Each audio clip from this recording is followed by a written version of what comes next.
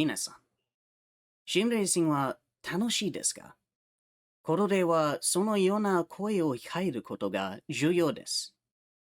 常に責任を持って運転し、交通法規を遵守し、コース上でレースを続けてください。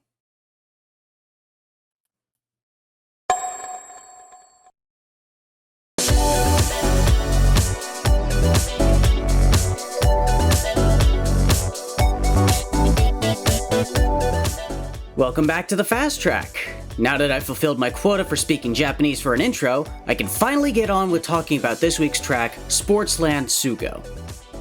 Like a majority of the racetracks in Japan, SUGO was built with financial backing from a major motor company, in this case Yamaha, back in 1975. Chalk up track ownership as yet another thing that they just do.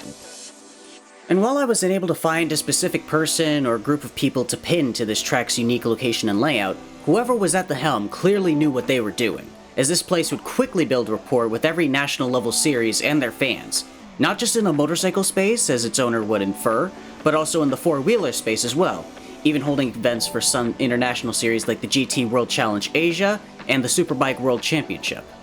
And despite how secretive this track seems to be, both metaphorically and literally with it hiding in the mountains that border the Sendai and Miyagi prefectures, races that are held here have a tendency to have memorable flashes of action, be it on track or on its notoriously chaotic pit road.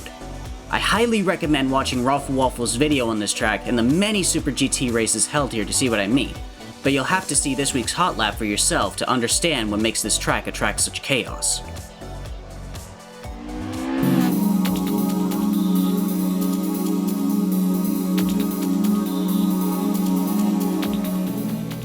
You can carry a surprising amount of speed into the first corner if you avoid the inside curb and use the outside curb to steady your car for the second corner. Turn in early for 2, keeping the back end in check with the throttle, and cutting back across for a good entry into 3. Watch out for traffic coming out of the pits and brake a bit before the 50 board for the hairpin. Turn in early and track out early so you can cut back in and take the chicane flat, lifting if you need to keep traction.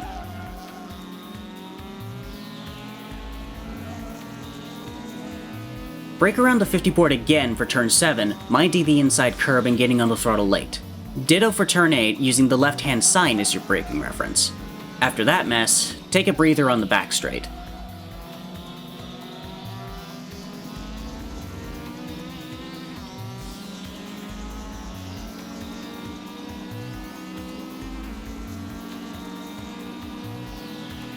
Brake a little bit past the 150 sign on the left for turn 10, turning in and throttling up early, and once again, avoiding the inside curb.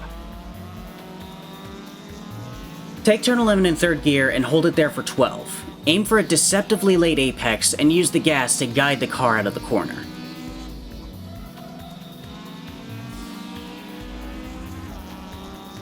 Take a wide entry into 110R and hug the inside while bleeding speed.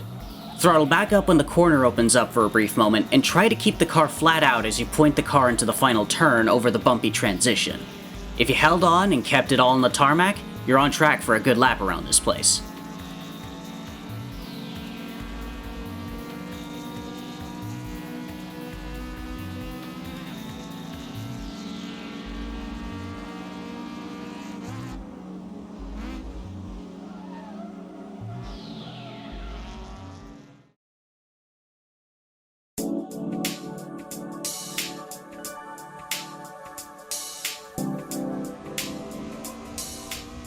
With how long and winding most of the corners are on this track, I gravitated my setup towards making the car rotate using less differential locking and stiffer suspension all around to make the car a bit more precise.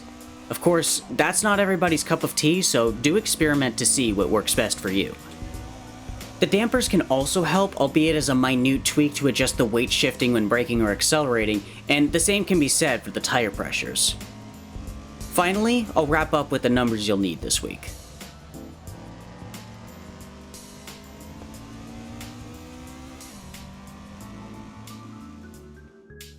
And while that does it for this week, we're sticking to Japan for next week's track. Join me then when we take on the Okayama International Circuit. But for now, like, comment, subscribe for more, good luck, and I'll catch you next time.